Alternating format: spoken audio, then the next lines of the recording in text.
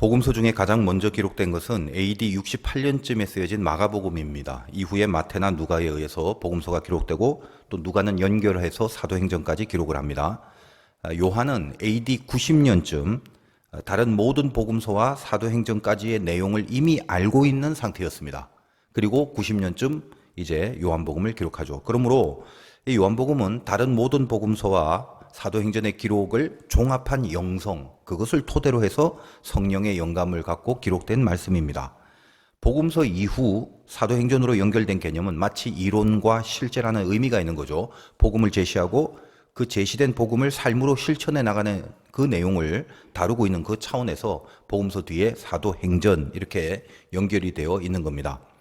요한복음은 가장 후대에 기록된 성경이라서 모든 것을 종합할 수 있는 안목을 가지고 또 그 중에 특별히 어떤 목적을 분명히 해서 쓰여져 있는 그런 성경이기 때문에 다른 복음서와는 구별된 뭔가의 그 특별함이 있습니다. 가장 깊은 내용들이 있고요. 또 특히 예수님이 직접 강론하신 내용들이 요한복음에 제일 많기 때문에 좀 어렵기도 했죠. 그러나 또 그런 차원에서 만약에 복음서 중에 하나만 남겨라 라고 한다면 당연히 요한복음을 남길 수밖에 없을 것입니다. 요한복음이 다른 복음서와 구별된 내용들이 많았지만 그 중에 두드러진 것이 그 마지막 내용일 것입니다. 그러니까 여러분들이 마태, 마가, 누가복음서 그 마지막 부분을 살펴보시면 왠지 기대하고 그 바라던 내용들, 복음서니까 마지막은 이런 식으로 좀 끝나야 돼 하는 그 무슨 소망과 힘을 주는 그런 피날레로 다 마감하고 있습니다. 뭐 성경이란 게 좋은 책이잖아요. 그러면 이제 좋은 책답게 좋게 끝나야 좋은 건데 오늘 이 시간에 일일이 다 찾아보진 않겠지만 아주 간단하게 확인을 좀 해본다면 제가 말씀드리겠습니다만 이 마태복음 마지막 부분 하늘과 땅의 모든 권세를 너희에게 줬다. 가서 모든 민족에게 세례를 베풀어라. 볼지어다 세상 끝날까지 너희와 함께 있으리라. 이렇게 끝납니다. 어때요? 이게 멋있죠? 마가복음의 마지막은 뱀을 집어 올리고 무슨 독을 마시든지 해를 받지 않는다. 병든 자에게 손을 얹으면 낫는다. 여기도 대단하죠. 누가복음의 마지막 부분은 큰 기쁨으로 예루살렘에 들어가 늘 성전에서 하나님을 찬송하니라. 이렇게 복음서들의 마지막 부분은 뭔가 복음서답다라는 느낌을 줍니다. 근데 이제 우리가 하고 있는 이 요한복음은 이제 어떤가요? 다음 시간이 마지막 시간인데 요한복음은 그 제일 끝에 있는 24절, 25절은 요한복음에 대해서 편집자가 붙인 해설에 해당하는 부분이고 요한복음의 그 실제적 내용에 있어서의 마지막 부분이 23절인데 그 23절의 요한복음은 뭐라고 끝나나요? 네가 무슨 상관이냐? 그렇게 그냥 끝내버립니다. 요한이 받은 메시지의 핵심이 여기에 있는 거죠. 자, 요한은 이미 그동안의 복음서 읽기 다 읽었죠. 마태, 마가, 누가, 사도행전까지. 그러니까 그 내용을 알고 있는 상태거든요. 그럼 뭘 알게 된 겁니까, 요한이?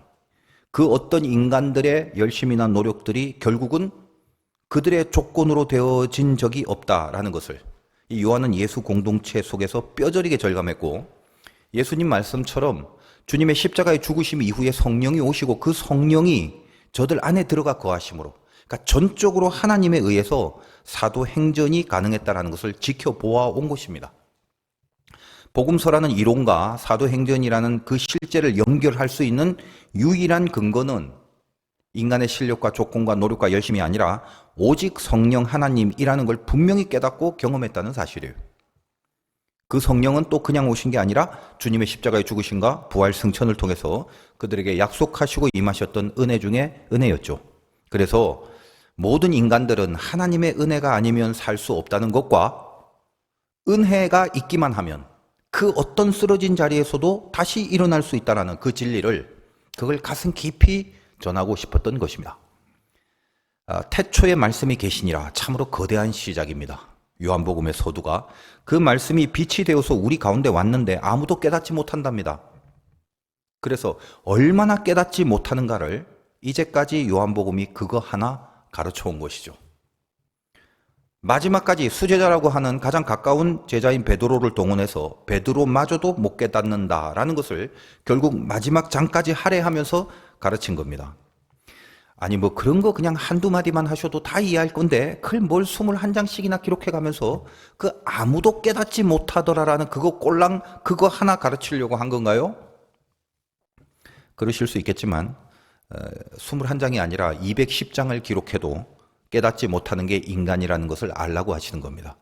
그래서 요한복음은 여러분 기억나시겠지만 내내 그 율법의 대명사인 유대 종교인들과 특별히 지도자급들과 늘 대립하는 사건들로 가득합니다. 그 유대 종교 지도자들이 저들이 무슨 이해력이 없어서 지능이 낮아서 그걸 깨닫지 못한 게 아니잖아요. 그들에게 무슨 표적을 보이더라도 무슨 기적을 보이더라도 무슨 설교와 강론을 하더라도 하나님을 가장 잘 믿는다고 자처하는 저들이 깨닫지 못했다라는 거예요. 우리도 마찬가지라는 거예요. 그 얘기를 하는 겁니다. 우리는 믿음이 있으니까 그 다른 복음서 보니까 그 마지막 부분처럼 말이야. 우리 얼른 가서 뱀 잡고 독 마시고 손대서 병 낫게 하고 권세 가지고 예수 믿게 만들고 기쁨으로 성전에 들어와 막 찬송하고 막 얼른 그렇게 빨리 출발하자. 막 그렇게 의기양양해 하는데 다른 복음서를 보고 나면 요한은 뭐라고 하는 건가요? 아주 침착하고 조용한 그 새벽 갈릴리 호수에서 조용히 말씀을 던지고 있습니다. 야야, 니들 배신이나 하지 마라. 그 얘기를 하십니다. 뭘 하려고 그렇게 설치지 말고 그냥 뭐 다른 거 이것저것 상관 좀 하려고 하지 말고 너 자신을 봐라. 네가 누군지 어디서 시작을 해야 하는지 그것부터 분명히 해라. 여러분 요한은 이제껏 다른 복음서 다 봤어요. 사도행전 다 봤어요. 뭘 알아요? 그래서 신자가 어떤 존재라는 거예요. 인간이 어떤 실력이 있는지 그리고 은혜와 복음이라는 것은 정말 그 깊이가 무엇이었는지를 그 시대에 있어서는 가장 진하고 정확하게 파악하고 있었다는 사실입니다. 이건 제 생각입니다만 아마 이런 과정을 통과한 요한이기 때문에 하나님은 성경의 마지막인 요한계시록을 요한을 통해서 기록하게 하셨다라는 생각이 듭니다. 오늘 본문은 베드로에게 사랑하느냐라고 3번 물으신 다음에 베드로로 하여금 자기 자신의 그 수준을 명확히 보게 하시고 나서 이어지는 내용이죠. 18절을 읽겠습니다. 내가 진실로 진실로 내게 이르노니 네가 젊어서는 스스로 띠뛰고 원하는 곳으로 다녔거니와 늙어서는 네 팔을 벌리리니 남이 너에게 띠띠우고 원하지 아니하는 곳으로 데려가리라. 이렇게 돼 있죠. 다시 말씀드리지만 적어도 요한복음의 마지막 장은 다른 복음서처럼 무슨 사명에 막 불을 지르는 그런 내용이 아닙니다. 오히려 찬물을 끼얹고 있는 내용이에요. 자, 오늘 이 말씀 가운데 젊었다 늙었다라는 것은 나이의 개념이 아니라 신앙의 경륜을 말하는 것인데 나중에 다시 한번 말씀드리겠습니다만 성령의 임재 전후를 말하는 영적 기준이 바로 그겁니다. 자, 제자가 뭔지 아냐? 오늘 주님의 말씀이죠. 네가 원하는 것을 해내는 것이 제자가 아니다. 너무도 선명한 지적입니다. 우리는 성도이자 제자이자 하나님의 백성이자 제자는 특별한 12명을 말하는 게 아니라 지금 이 시대의 주님을 따르고 있는 모든 자들이 제자입니다. 여러분의 믿음이 세든지 약하든지 깊든지 얕든지 간에. 그러면 그 제자가 뭔지 아냐? 네가 원하는 것을 해내는 게 제자가 아니야. 다시. 네가 원하는 것을 해내는 게 제자가 아니야. 오늘 제가 여기까지만 설교를 하고 끝내더라도 충분해요. 주님의 이 말씀을 통과해낼 사람들이 많지가 않은데 이것만이라도 뭔가 통과해내려고 좀 간절해질 수 있는 심령이 생겼다면 그나마 이제 오늘 성공한 메시지가 될 것입니다. 여러분들에겐 도대체 신앙이 뭐고 믿음이 무엇입니까? 내가 스스로 원하는 그것이 되어야만 직성이 풀리고 만족해하고 성공을 했다고 여기시지 않습니까? 내가 원하는 대로 안 되면 일단 기분이 나빠지시죠. 인간에게 가장 중요한 것은 하나님이 아니라 자기 기분이라고 제가 늘 말씀드렸습니다. 목회를 해보고 인간이 뭔지를 아니까 새록새록 진리입디다. 기분 나쁘면 하나님이고 뭐고 다 없어지는 게 인간이에요. 참 이상하죠. 우리가 모르는 게 아니거든요. 믿음이 뭐냐? 믿음은 하나님 뜻대로 하는 거야. 순종이 제사보다 낫다. 어디서 주워 들었는지 모르지만 수없이 고백했던 우리의 신앙의 고백 아니겠습니까? 늘 그렇게 알고 있고 늘 그렇게 고백을 합니다만 그럼 뭐가 문제인지 그걸 좀 신랄하게 자신을 살펴보셔야 합니다. 죄성이 있는 인간들이라도 우리가 하나님을 믿지만 그렇지만 우리가 죄가 있잖아요. 부족하잖아요. 그러나 적어도 하나님 안에서 믿음께나 있다고 하는 사람들이라면 자기가 원하는 것을 하나님의 반대에도 불구하고 하나님의 뜻을 거부하려고 내가 분명히 하나님의 뜻과 반대되는 걸 알긴 알겠는데 하나님 까짓 거 그래도 내 뜻대로 할래요. 이렇게 의도적인 마음을 품고 대들지는 않습니다, 실은. 그렇잖아요? 그럼 잘 들으세요. 그럼 뭐냐? 자기가 원하는 것을 하나님도 원한다고 생각을 해버립니다. 저를 포함해서 우리 모두 예외 없이 이 합리화에 넘어가지 않는 사람은 없습니다. 너무도 많은 신뢰들이 이 땅의 교회에서 그리고 신자들 사이에 벌어지고 있어요. 여러분 각자에게 개인적으로는 너무 아픈 공격이 되지 않게 하기 위해서 제가 가급적 좀 덜 자극적인 예를 들어본다면, 자, 이런 거 있죠. 어떤 교회 혹은 무슨 교단의 모임이나 등등 분명히 하나님의 일을 도모하는 그런 단체와 집합 속에 아주 자주 싸움이 벌어지고 있습니다. 여러분 세상에서 이 시장 바닥에서 서로 물건을 파는데 불이익이 생기면 많이 싸우잖아요. 근데 그거는 자연스러운 거죠. 시장이 뭐예요? 돈을 버는데 목적이니까 목적을 위해서 싸우는데 그게 뭐가 이상합니까? 그건 당연하죠. 근데 하나님의 이름이 걸려있는 단체에서 주의 영광을 위한답시고 하는 모든 모임과 단체 속에서 교회, 교단, 성교회, 뭐 기타 등등 막 그런 곳에서 싸움을 하는 건 그 도대체 뭘 위해서 하는 싸움인가요? 거기서 그 어느 누구 한 명도 그 안에 속해 있는 사람 중에 난 말이야, 난 하나님 안 믿어. 그러니까 하나님 믿는 너하고 내가 의견이 달라. 알겠어? 뭐 그런다면 그런 싸움이 되죠. 당연히 싸움이죠. 그런데 다 하나님을 믿는데요. 근데 싸워요. 그렇다면 이유는 하나밖에 없는 거예요. 내가 원하는 바가 하나님이 원하는 바야. 그런 인식이 각자에게 있는 겁니다. 그러니까 내가 원하는 것이 과연 하나님이 원하시는 것인가에 대해서 진심으로 기도해보고 고민하고 그래서 얻은 결론이 아니에요. 그냥 아무런 고민이나 기도도 없었는데 아주 본능적으로 자연스럽게, 그러니까 이건 자기 스스로도 잘 모르는 경지에서 이미 내가 원하는 것을 하나님도 원한다라는 구도가 이렇게 틀이 박혀져 있다는 사실이에요. 왜 그런 지경이 된 건가요? 어떻게 그렇게 돼버렸죠? 그게 바로 선악과를 따먹고 선악을 아는 일에 하나님과 같이 되어버린 인간의 죄성이란 말입니다. 깊은 얘기죠. 여러분 잘 생각해 보세요. 자기가 원하는 것이 하나님도 원하시는 거라고 자기도 모르게 그냥 갖다 발라버리고 살아가고 있습니다. 우리 모두가. 제가 저번에 말레이시아 한인 목회자 세미나를 인도했을 때 항상 그 행사는 언제부턴가 이제 감리교 본부의 해외 뭐 선교국인가 거기서 이제 직원이 한 명씩 동참합니다. 전 잘 모르니까 뭐 선교국에 무슨 조직이 어떻게 되는지 모릅니다만 일단 이 세미나가 이제 상당히 의미가 있고 좀 평이 좋다 보니까 그 본부 그 선교국 해외 선교국인가 거기서 담당하는 이제 그 목사님이 직원이 와서 같이 동참하고 뭐 사진도 찍고 보고도 하고 그럽니다. 제가 그 목회자 세미나 그 오세아니아 호주 쪽 또 아시아 쪽을 좀 본의 아니게 제가 제일 많이 좀 불려간 케이스라서 제가 갈 때마다 늘 보죠. 그러니까 속으로 드는 생각이 본부에서 이제 오시는데 그 좀 뭐 하려고 저렇게 비싼 비행기 타고 여기까지 오나. 뭐 별로 하는 것도 없는데 그 출장비만 많이 들 건데 그냥 그 돈 있으면 그것도 몇백 정도 될 건데 어려운 곳에 뭐 선교나 하는 게 더 좋을 것 같은데 그런 좀 비판적인 생각을 늘 했습니다. 그래서 뭐 이런 말씀을 해도 될런지 모르겠지만 뭐 저도 이제 연식이 좀 되다 보니까 별로 뭐 몸살일 것도 없는 것 같아 갖고 솔직히 그냥 말씀을 드려요. 그러니까 제가 갈 때마다 늘 만나는 그 본부 사람이 실제로 뭐 그리 친하지도 않고 처음 보는 사이인데 제가 이제 강사로 가다 보니까 뭐 이것저것 자꾸 물어보고 뭐 아는 체하고 누구 아냐 그러면서 뭐 족보 따지고 학번 따지고 그런 걸 제가 제일 싫어하거든요. 또 제가 또 마음이 여려갖고 이 낯을 많이 가려요.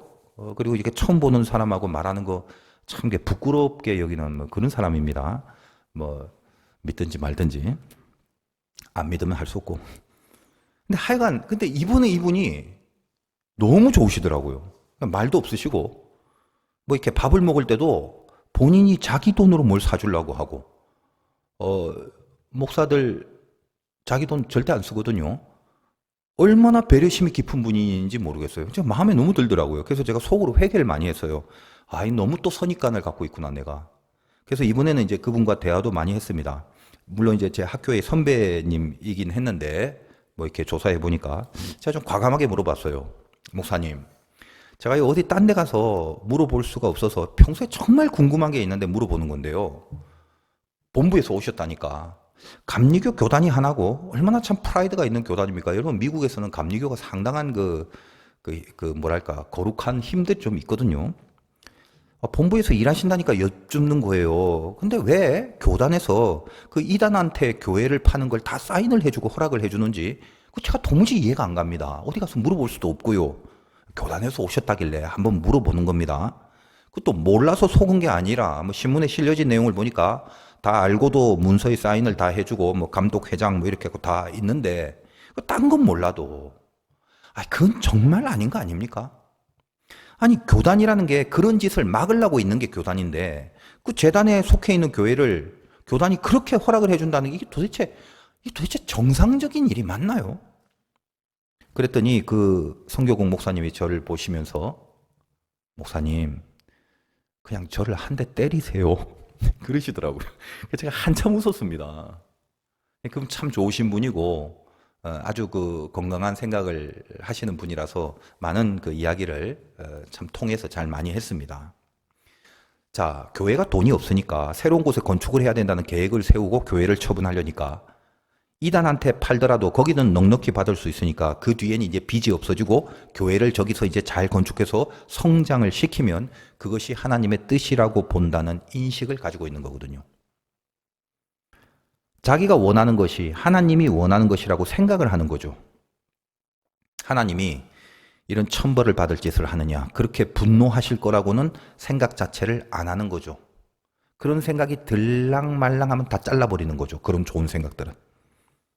만약에 우리가 이단한테 교회를 팔면 하나님이 천벌을 줄 거다라는 그런 생각을 분명히 했다면, 그 생각이 확 들어왔다면 그 생각을 하고 그걸 인정하면서도 야, 우리는 하나님의 뜻과 정면으로 반대하고 대들 거야. 뭐 어때? 그런 식으로 그런 짓을 하지는 않을 거단 말이에요. 어떻게 다 하냐? 하나님도 다 이해하시고 이제 우리가 이거 성장만 시키면 하나님도 기뻐하실 거야. 그렇게 생각을 하는 거죠. 오로지 그 한편의 생각 하나만으로 그 외에 절대적인 모든 가치를 전부 다 합리화시켜버리는 겁니다. 뭐죠 그게? 선악과를 따먹고 있는 인간의 죄성이란 말이에요. 내가 판단하고 내가 맞다는 생각, 거기에 내가 하나님과 같아진다. 내 생각을 저지하거나 거부하거나 반대할 수 있는 생각은 하나님이라도 할 수 없다. 왜? 나는 하나님과 다이다이니까. 그런 깊은 죄성의 심리가 우리로 하여금 그런 합리화와 생각을 만들어내는 거죠. 내가 원하는 것을 하나님도 원한다는 구도를 골똘하게 생각해서가 아니라 이미 틀이 박혀져 버린 구도를 갖고 그렇게 갖다 바르면서 살고 있다는 거죠. 제가 이제 늘 그 이단과의 그런 교회 파는 게 너무 속상한 부분이라서 자주 이제 이런 사건을 분노 중에 예로 언급하고 있는 것 같습니다만, 여러분 우리 각자 개인은 어떤가요? 이런 구도가 나 자신한테는 없는 건가요? 오늘 말씀 중에 이것만 새기시기 바라요. 나는 지금 내가 원하는 것을 하나님도 원한다는 생각을 해버리고 있는가? 하고 있는가가 아닙니다. 해버리고 있는가? 아니 골똘히 생각을 하고 있다는 게 아니라요. 그냥 막연히 아무 생각도 없이 그저 그런 구도 속에 박혀서 생각 없이 살아가고 있는 게 아니냐는 겁니다. 그럼 결국 뭐죠? 내가 원하는 대로만 하려고 하죠. 이게 뒤에 하나님이 원하는 건지 안 원하는 건지는 생각하거나 따져볼 겨를이 내 마음에 영적으로 없죠. 그러니까 뚜껑만 열어보면 지 멋대로 한 것뿐인데 말은 어떻게 하게 됩니까? 나중에 따지고 들어가면 내가 원하는 게 하나님이 원하는 거다라는 구도를 저 깊은 곳에서 갖고 있다라는 것을 나중에 가서야 누가 따지고 물어봐야 그때 근근히 간신히 알게 될 것입니다. 19절 보겠습니다. 이 말씀을 하시면 베드로가 어떠한 죽음으로 하나님께 영광을 돌릴 것을 가리키심이로라. 이 말씀을 하시고 베드로에게 이르시되 나를 따르라 하시니, 베드로를 보고 나를 따르라고 하신 주님이 그럼 주님의 뭘 따르란 말인가요? 네가 젊었을 때는 네가 원하는 대로 하겠지만 늙어서는 네 팔을 벌린다. 그리고 네가 원치 않는 곳으로 간다라고 하십니다. 혹자는 이 부분에 대해서 베드로의 순교를 예언한 것이라고 해석을 합니다. 19절에 이제 그런 언급이 있잖아요. 베드로가 어떠한 죽음으로 영광을 돌릴 것인가. 그러니까 물론 이제 그런 부분도 있겠습니다만 그런 지역적인 그 미래의 어떤 그 구체적인 사건 하나를 말하는 것은 아닙니다. 좀 더 포괄적이고 근본적인 이야기를 하시는 거예요. 그러니까 주님 자신이 당신이 원하는 곳이 아니라 원치 않는 곳으로 하나님이 주님을 띠띠우고 데려가셨잖아요. 그게 십자가 아닙니까? 내가 원하는 것이 하나님이 원하시는 것이라는 그 생각을 버릴 수 있는 그 길. 그게 주님이 가신 길이죠. 주님은 처음에 이 십자가를 피했으면 좋겠다. 내가 원하는 게 그겁니다. 근데 이것이 만약에 동시에 하나님도 원했다라고 생각을 해버린다면 에이 관둬라. 내가 억울하게 왜 이걸 줘? 하고 갔을 거예요. 근데 십자가라는 게 뭐죠? 내가 원하는 것이 하나님이 원하는 것이다 라는 그 생각을 점검하고 아니다라 생각하고 고칠 수 있는 거죠. 바로 그 주님처럼 그걸 따라오란 말이에요. 나를 따르라는 말은. 예수님이 공생애를 시작할 때 마귀한테 시험을 받습니다. 뭐죠? 커져라, 세져라, 많아져라. 그거 가지고 메시아의 사역을 해라. 좋잖아, 멋지잖아. 마귀 시험의 핵심이 그겁니다. 뭐죠? 네가 원하는 것이 하나님이 원하시는 것이라고 여기거라. 그거죠. 주님은 요한복음 13장에서 이미 베드로에게 언급하신 말씀이 있습니다. 요한복음이니까 찾아보겠습니다. 13장 36절 이하. 읽어드립니다. 시몬 베드로가 이르되 주여 어디로 가시나이까? 예수께서 대답하시되 내가 가는 곳에 네가 지금은 따라올 수 없으나 후에는 따라오리라. 베드로가 이르되 주여 내가 지금은 어찌하여 따라갈 수 없나이까? 주를 위하여 내 목숨을 버리겠나이다. 예수께서 대답하시되 네가 나를 위해 네 목숨을 버리겠느냐? 내가 진실로 진실로 너에게 이르노니 닭 울기 전에 네가 3번 나를 부인하리라. 자, 여기서 지금은이라고 하는 말은 그러니까 지금은 따라올 수 없다. 오늘 본문에서는 젊어서라는 개념이고 후에는 이 말은 오늘 본문에는 늙어서라는 개념입니다. 즉 나이의 문제가 아니라 성령의 임재를 전후하는 개념이죠. 그리고 성령은 오로지 주님의 십자가의 죽으심 때문에 가능한 것이라고 수없이 말씀하고 있죠. 너에게 성령이 임하지 않는다면 너는 늘 죽을 때까지 젊은 때 영적 젊은 시기를 보낼 것이다. 늘 너는 네가 원하는 것만 할 거야. 지금까지 그래 왔잖아, 베드로야. 근데 이제 내 죽음 그리고 부활 승천을 통해서 너에게 성령이 임하면 너는 이제 너의 팔을 벌릴 것이다. 팔을 벌린다는 말이 무슨 의미죠? 예수님이 십자가를 지는 모습이죠. 그러니까 나의 뜻이 아니라 아버지의 뜻이 이루어집니다. 그렇게 팔을 벌리시고 하나님을 받아들이고 나를 죽인 거죠. 베드로에게 팔을 벌리게 된다는 말씀은 그런 의미가 있는 겁니다. 단지 베드로가 어디서 뭐 순교한다라는 그 사건 자체가 아니라 우리가 성령의 임재, 즉 이후가 되면 우리가 팔을 벌릴 수 있는 그 믿음 때문에 그 팔을 벌릴 수 있는 믿음이 있어야 비로소 주님을 따라갈 수 있다라는 말을 하는 거거든요. 여러분의 팔은 지금 어떻게 돼 있나요? 내 거, 내가 원하는 거 이거 안 뺏기려고 혹시 팔짱을 꽉 끼고 있는 건 아닙니까? 오늘 말씀 가운데 팔을 벌릴 수 있는 믿음을 하나님이 우리들에게 요구하시는, 내가 원하는 것은 못 박히고 하나님을 끌어안을 수 있는 그런 팔이 되어 있습니까? 여러분, 예수 믿고 변화가 됐다는 게 뭐죠? 여러분 변화된 건 맞나요? 그렇다면 무엇으로 확인을 해야 돼요? 내가 변화됐는지를. 행복의 기준이 바뀐 것으로 확인해야죠. 여러분 앞에 오른쪽에 보이는 표가 뭡니까? 이제 요한복음 다음에 설교할 부분이 신명기인데 신명기 33장의 말씀이죠. 이스라엘이여 너희는 행복하다. 너는 행복한 자다. 왜? 여호와의 구원을 너같이 얻은 백성이 누구냐? 여러분 행복하고 싶잖아요. 근데 이 말씀이 들어오는지 보세요. 너희는 행복하다. 나 행복해? 왜? 여호와의 구원을 너같이 얻은 백성이 누구냐? 내가 하나님의 자녀가 됐네. 믿음으로 구원을 받았네. 이 말씀이 마음에 들어오십니까? 그러면 잘 살고 계신 거예요. 세상 사람들은 행복이 있겠습니까? 이런 행복은 없지요. 변화라는 게 뭐냐면 행복의 기준이 바뀐 거죠. 그러니까 가만히 생각해 볼 때 저는 하나님이 없거나 또 혹은 제가 하나님을 안 믿으면, 물론 안 믿으면 이제 없는 거가 되는 거니까, 그랬다면 제 인생은 둘 중에 하나뿐일 것 같아요.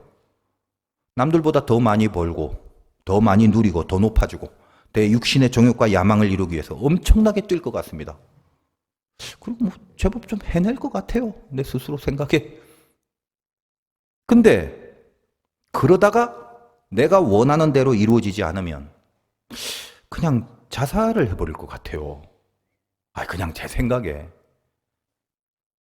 여러분, 우리나라가 자살률이 1위라는데 안 믿는 사람들이 자살하는 경우는 제가 이해를 해요. 근데 기독교인이 4분의 1이라는 이 나라의 자살률이 1위다? 이건 뭔가 문제가 분명히 있는 거죠. 여러분, 하루 평균 40명이 자살을 합니다. 오늘 이 명절 좋은 날에도요, 우리 한반도에서, 이 남한에서요, 40명이 자살을 해요. 오늘도. 대부분의 이유가 뭐냐? 정신 건강인데 영적 문제라는 거죠. 그러니까. 특별히 자살 이유 중에 큰 비중은 상대적 비교 의식에 의한 박탈감이라고 합니다. 상대적 비교 의식에 대한 박탈감. 요즘 카페인 우울증이란 말이 유명한데 제가 좀 그걸 보고 나 커피 많이 마시는데 커피를 많이 마셔서 카페인 중독으로 우울증 걸려 자살하나 싶었는데 카카오 스토리, 페이스북, 인스타그램을 통한 우울증입니다. 그래서 카페인 우울증이래요. SNS가 뭐예요? 다른 사람들이 어떻게 사는가가 보여지죠. 요즘에 젊은 애들 어디 가면 그냥 먹는 거 찍고 입은 거 찍고 지 것도 아닌데 찍고 다 올리는데 정신이 팔려갖고 미친 것 같아요. 제 생각에는. 뭔가 문제가 있어요. 지금 정신적으로. 그걸 올리는 것도 문제지만 그걸 보고 또 뭘 느껴요? 나는 왜 이 모양이냐? 그 걔도 그거 하나 찍을 때까지 숱한 고난이 있었습니다. 지 거 아닌 경우가 수두룩빽빽하고. 근데 나는 왜 이 모양이냐? 그런 열등의식과 비교감이 커져가고 있죠. 잘 생각하세요, 이제. 여러분, 성경의 가인과 아벨 다 하나님 압니다. 둘 다 믿음이 있기 때문에 둘 다 제사를 드리잖아요. 가인은 자기가 원하는 것을 하려고 했지만 그걸 하나님이 원치 않으셨죠. 하나님은 가인의 본질적 신앙을 원했죠. 근데 정말 하나님께 집중한 제사라면, 정말 가인이 하나님께 드리려는 마음의 중심이 있었다면 하나님이 뭘 원하시는지를 골똘하게 묵상하고 뭐가 틀렸지, 어디가 잘못됐지, 그걸 기도하고 물어보고 생각을 했을 겁니다. 그러나 자기가 원하는 대로 되지 않자 성경에 뭐라고요? 안색이 변합니다. 우리 교인들 중에도 안색부터 변하는 사람이 왜 그렇게 많은지 몰라요? 그리고 나서 뭐죠? 바로 뭐와 연결됩니까? 비교의식을 가지게 됩니까? 여러분, 아벨이 자기한테 뭘 잘못했다고 죽입니까? 우리가 명심해야 될 것은 하나님만 바라보는 사람은 남을 보지 않습니다. 그러나 자기만 바라보는 사람은 반드시 남을 보게 됩니다. 이해하세요? 자, 내가 하는 것이라고 생각을 할 때, 나의 내가 하는 것, 내가 하는 것이기 때문에 내가 아닌 남은 어떻게 하나라는 오로지 그 비교 기준으로만 내가 한 것에 대해서 존재감을 가질 수 있기 때문이거든요. 그래서 나만 바라보는 사람은 반드시 남을 보게 돼 있다 이 말이에요. 혹시 여러분들 중에 유난히 비교의식이 강한 사람들은 회개하고 고치셔야 돼요. 그 있잖아요. 남들이 하는 거 그대로 못하면 막 마음 급해지고 조급해지고 불안해하고요. 그런 분들 있거든요. 멘탈 잘 챙기세요. 정말 어리석은 게 그거죠. 왜 남 하는 걸 못해서 그렇게 미치죠? 여러분, 우리는 행복의 기준이 다르기로 고백한 사람들 아닙니까? 며칠 전 부산에 사는 제 친구가 오랜만에 전화를 했어요. 예수 믿는 친구인데 이 험난한 시기에 또 하필 또 아파트 분양인가 거기 모조리 자본을 집어넣고 힘들어합니다. 이 목사, 하나님이 나를 연단시키려고 이러시냐 아니면 죄가 있어서 벌을 주시냐 그렇게 묻습니다. 얼마나 답답하면 저한테 녹두리를 하겠습니까? 그냥 제가 답은 안 하고 전화로 그냥 웃었습니다. 그러나 이미 속에선 답이 있었죠. 그건 네 죄 때문이다. 지금 이 설교 들을 수도 있는데 내가 친구라서 미안하지만 설교 시간인지라 진리를 말하는 것이니까 그냥 잘 새겨 듣기 바란다. 이 친구 좋은 사람이에요. 돈 많이 벌면 자선 사업도 많이 하고 좋은 일도 많이 할 수 있는 친구인 건 압니다. 그러나 결국 뭐죠? 분양 사업을 몰빵을 해서 한 방에 우뚝 서자는 거죠. 물론 이제 그것도 사업일 수 있습니다. 불법으로 하지 않고 적법적으로 하면. 그러나 그렇게 몽창 다 남의 것까지 빌려서라도 집어넣고 한 방을 노리는 것이 그게 하나님이 당신의 자녀에게 원하시는 방법이 되겠습니까? 아예 직업이 그쪽이라서 이제 그런 일을 하는 사람이었다면 몰라도 그냥 어떤 시기에 한 방을 노린 거죠. 욕심이죠. 이해는 합니다만 하나님이 원하시는 게 아니거든요. 그렇다면 이 친구는 하나님이 연단을 시키는 게 아니라 애초에 잘못한 거란 말이에요. 돌이켜서 깨달아야 됩니다. 왜 그 기본적인 걸 내가 지금 잘못했다라는 사실에 대한 인식이 없나? 잘 들으세요. 그 친구도 배울 만큼 배운 친구란 말이에요. 내가 원하는 것을 하나님도 원한다고 착각을 했을 겁니다. 틀림없습니다. 그래서 잘 되면 좋은 일도 하려고 했을 것은 분명합니다. 저한테 뭐라느냐? 다른 사람들은 이래저래 말도 안 되게 잘 되는데 난 왜 이러냐? 비교합디다. 그래서 그냥 하나님이 사랑해서 그런다. 그냥 그렇게 해버렸어요. 우리가 도대체 어떻게 해야 오늘 메시지를 통과할 수 있을까요? 참 어렵죠. 그러나 어렵다고 내버려 두면 안 되는 겁니다. 내가 원하는 것이 아니라 하나님이 원하시는 것에 더 비중을 둘 수 있는 그 경지가 우리는 언제쯤 가야 가능할까요? 힘듭니다. 어쩌면 우리 실력으로 평생 안 될 수도 있어요. 그러나 소망이 있습니다. 예수님은 제자들에게 그것에 대한 가능성을 두지 않으셨어요. 그게 요한복음이에요. 그래서 소망이 있는 거예요. 그거 너희가 할 수 있는 경지가 아니야. 그러나 내가 그런 너를 위해 죽고 성령이 오시게 되면 네가 원하는 인생보다는 하나님이 원하시는 인생으로 살아낼 수 있을 것이다. 그리고 반드시 그런 인생으로 만들어 놓고야 말게. 이것이 요한복음입니다. 20절과 21절 보겠습니다. 베드로가 돌이켜 예수께서 사랑하시는 그 제자가 따르는 것을 보니 그는 만찬석에서 예수의 품에 의지하여 주님을 파는 자가 누구오니까 묻던 자더라. 이에 베드로가 그를 보고 예수께 여짜오되 주님 이 사람은 어떻게 되겠사옵나이까? 베드로에게 주님이 따르라고 하니까 주님 옆에 있던 지금 요한을 봅니다. 요한 이야기를 한 거죠. 만찬석 속에서 있었던 에피소드. 이 베드로가 전부터 하여간 뭔가 그 야릇한 경쟁심이 있었을 겁니다. 자기는 수제자. 근데 요한은 맨날 주님 옆에서 사랑하는 제자라고 호칭을 받으며 붙어 있고. 그래서 비교의식이 생기는 거죠. 여전히 베드로는 뭐 때문에 이 비교의식이 생긴 거죠? 이제껏 말씀드린 바에 의하면 자기만 보고 있다는 증거죠. 아직 늙을 때가 아니라 아직 여기까지는 젊을 때였죠. 그리고 나서 내게 아무것도 없다라는 것을 깨닫는 것이 성령의 임재 다음에 등장하는 사도행전이죠. 거기서 멋있게 등장하죠. 어떻게? 내게 가진 것은 없으나. 그걸 안 거예요. 오직 나사렛 예수 그리스도의 이름. 금과 은은 없지만 주님밖에 없다. 그 이름으로 일어나 걸어라. 이게 신자의 능력이죠. 그러나 오늘 이 마지막 장까지만 해도 베드로는 자기만 보고 있었습니다. 여기에 대한 주님의 말씀이 22절에 나옵니다. 예수께서 이르시되 내가 올 때까지 그를 머물게 하고자 할지라도 너에게 무슨 상관이냐? 응? 너는 나를 따르라 하시더라. 여기서 이제 주제가 그를 즉 요한을 안 죽이고 머물게 한다는 사실이 중요한 게 아니라 그 상관하지 말고 너는 나를 따르라 그거죠. 헬라어 원문을 보면 여기 너라는 단어가 이 단어를 사용했는데 이거는 너를 강조하는 명령문의 형태거든요. 그러니까 너한테 집중해 좀. 응? 너와 나 사이만 생각해. 다른 사람 보지 마. 그런 말이죠. 그런데 이 제자들의 근성이 베드로뿐만 아니라 잘 한번 보십시오. 23절. 그렇게 얘기를 했는데도 이 말씀이 형제들에게 나가서 그 제자는 죽지 아니하겠다 하였으나 예수의 말씀은 그가 죽지 않겠다 하신 것이 아니라 내가 올 때까지 그를 머물게 하고자 할지라도 너에게 무슨 상관이냐 하신 것이로라. 제가 이 메시지를 여러분에게 전달하기 위하여 액센트를 줘가면서 봉독을 했습니다.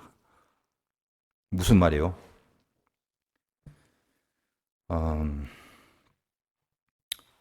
다른 이들이 지금 무슨 생각을 하냐면 너는 나를 따르라 했더니 그게 23절에 그런 말이죠. 형제들에게 나가서 그 제자는 죽지 아니하겠다. 야야, 베드로는 죽는데 요한은 그 안 죽는데 지금 예수님이 요한은 안 죽는다고 얘기를 강조하고 이 내용을 알리려고 한 말이 아니거든요. 근데 이들은 뭐에 초점을 모으고 있습니까? 베드로는 죽는데 요한은 안 죽는데 그런 소문을 냅니다. 하여간 이 제자라는 종자들이 핵심을 다 놓치고 살아가지고 지금 누가 죽고 누구는 안 죽고 그런 사건에 대한 비교를 하는 게 아니죠. 여러분 목사를 딱 만들어서 목회를 하라고 했더니 저 목사는 연봉이 얼마고, 이 목사는 연봉이 얼마고, 저 목사는 교회 교인이 몇 명이고, 저 목사는 몇 명이고, 저 목사는 차가 뭐고, 그거 따지고 비교하고 있는 거하고 지금 거의 동일하고 마찬가지한 내용입니다. 그래서 분명하게 다시 설명해요. 주님은 누가 죽냐 마냐, 누군 죽고 누군 안 죽고, 누군 높고 누군 낮고 그런 말 하는 게 아니야. 너는 남을 보지 말고 나를 따르라 라는 말임을 다시 강조하는 거예요. 그게 23절이죠. 내가 올 때까지 그를 머물게 하고자 할지라도 너에게 무슨 상관이냐. 오늘 말씀 제목이 뭐죠? 상관하지 말고 주만 따르라입니다. 그것이 가능하기 위해서는 내가 원하는 것이 하나님이 원하시는 것이라고 저 깊은 곳에서 이미 고착되어 버린 그 죄성을 깊숙하게 한번 스스로 발견하실 수 있는 시간이 돼야 됩니다.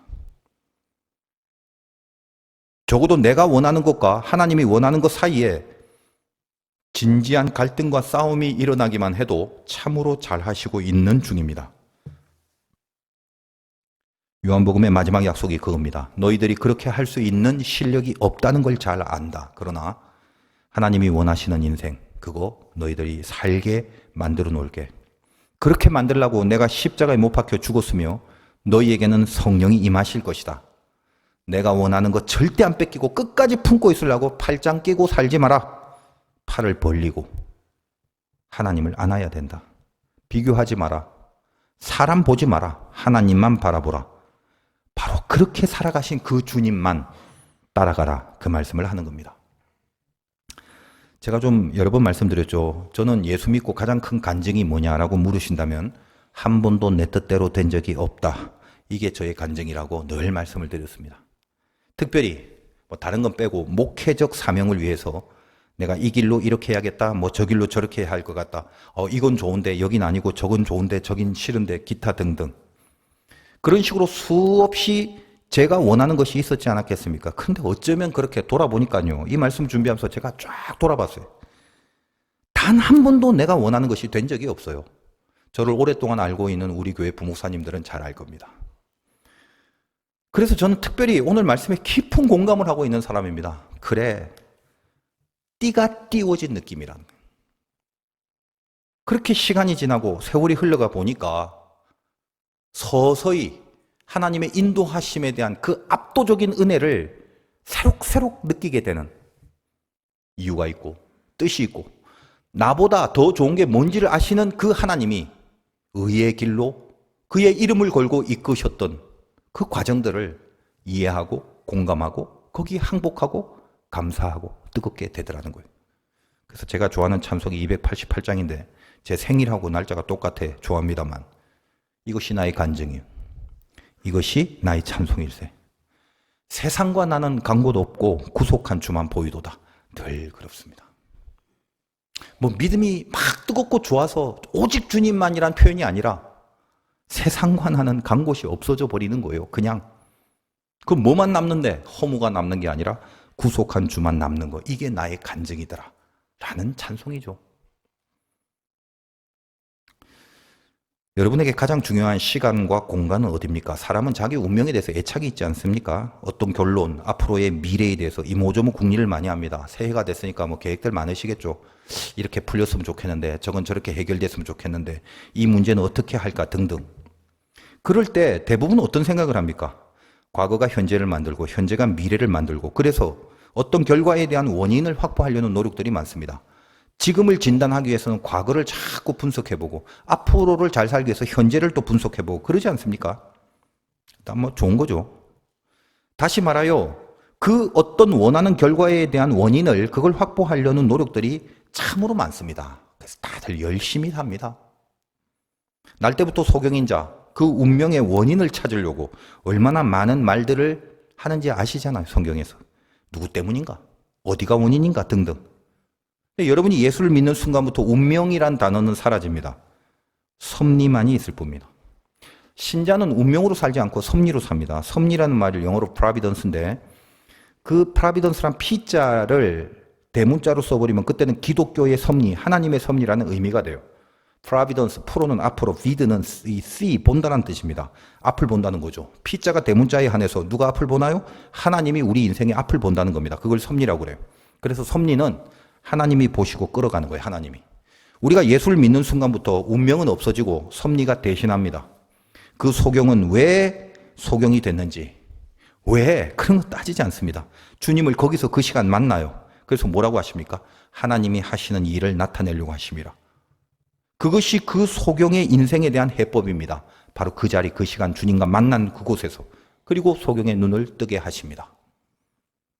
그렇다면 여러분에게도 가장 소중한 시간과 공간이 어딘가요? 내가 말이야 그때 그 시간에 그렇게 했으면 지금은 이렇게 됐을 텐데 라는 그 시간, 과거의 그 언제, 그리고 앞으로 뭐가 되기 위해선 지금 이 시간에 이렇게 하면 됐을 텐데 라고 하는 그 시간, 그거 나를 어떤 결론 지을 수 있는 조건과 근거로서의 시간들, 그런 거는 없다는 말이에요. 그때 그 사건, 그 공간, 그 상황 속에서 그렇게 했으면 이번엔 이렇게 됐을 건데, 그리고 이 공간, 이 사건, 이 상황에 대해서 이렇게 했으면 앞으로는 이렇게 될 건데, 뭔가 이루고자 하는, 원하고자 하는 그 상황을 위해서 조건이 될 수 있는 공간의 개념은 우리에게는 없습니다. 왜? 그건 운명자, 운명을 믿거나 아니면 세상을 확률로만 살려고 하는, 우연을 믿거나 이런 자들의 궁리들이죠. 근데 여러분 예수 믿는다고 고백을 하면 여러분은 섭리라면서 하나님의 손대주심만이 우리 인생의 유일한 근거며 원인이 되는 거죠. 그걸 믿고 산다면서요. 그렇다면 내 운명과 내 인생과 내 삶을 이렇게 움직이게 하는 모든 것들이 다 끊어지고 없어지면 나는 뭐만 남게 되냐면 지금 그리고 여기밖에 없는 거예요. 그렇다면 여러분들에게 가장 소중한 게 뭐죠? 지금, 여기. 그거죠. 신자의 인생이라는 건 과거가 원인이 되지 않습니다. 남은 건 지금입니다. now. 지금의 나가 전부란 말이죠. 신자의 인생이란 건 이곳 저곳 이런 게 원인이 되지 않습니다. 여기서 태어나고 여기서 살아서 뭐 저쪽 직장에서, 아니요. 그러면 남은 건 뭐죠? 그런 게 다 쓸모없이 돼버리면 여기밖에 없는 거죠. here. 그러므로 신자는 now와 here. 지금 여기. 오로지 그것만이 본질인 존재로 있는 겁니다. 그럼 now and here. 지금 여기서 뭘 하라고요? 하나님이 원하시는 것에 집중하시라고요. 거기에 몰입하시라고요. 그 어떤 것도 상관하지 말고 지금 여기서 오로지 하나님이 원하시는 것을 생각하고 사시라고요. 그것이 찬송이 되는 인생을 살아가는 것, 그것이 예수 믿는 자들이 누려야 될 인생입니다. 괜히 쓸데없는 고민하지 마시고 헛물 켜지 마시고 상관하지 마시고 오늘 설날 우리 민족의 첫 시작 스타트 라인에 서서 오직 하나님, 주님을 따르겠습니다. 그 고백과 결단이 있으시고 또 그렇게 승리하시기를 주님의 이름으로 축원드립니다.